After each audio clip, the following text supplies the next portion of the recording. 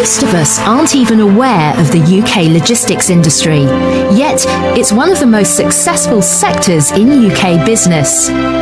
Logistics affects nearly every aspect of our daily lives. It's quite literally all around us, all the time.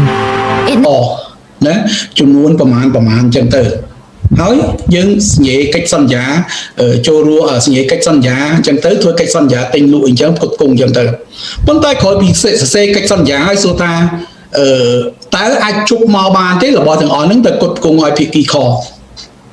ត់អាចទេចឹងទៅធ្វើយ៉ាងម៉េចចាប់ផ្ដើមមានផែនការធ្វើផែនការណាធ្វើផែនការគឺអ្នកណាគឺទម្លាក់ឲ្យមកខាង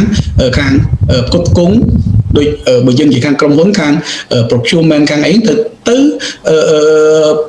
ទិញវត្ថុធាតុដើមណាទិញវត្ថុធាតុដើមដើម្បីផលិតដើម្បីទិញវត្ថុធាតុដើមបានត្រូវធ្វើម៉េចខាង supply chain គាត់ត្រូវតែ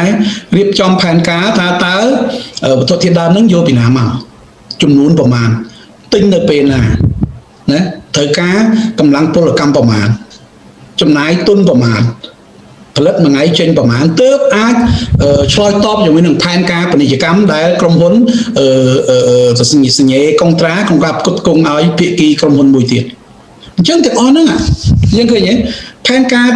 កិច្ចការទាំងអស់គឺខាង supply chain ហ្នឹងហើយគាត់ជាអ្នកចាត់ចែងរៀបចំចាត់ចែងធ្វើផែនការ procure មកណាហើយ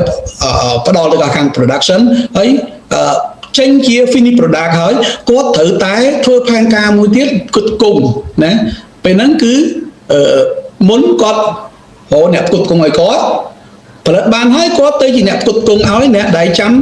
ទទួលយកផលិតរបស់សម្រាប់គឺក្រុមហ៊ុនមួយទៀតអញ្ចឹងគាត់ត្រូវធ្វើផែនការណាឆ្លើយតបជាមួយនឹង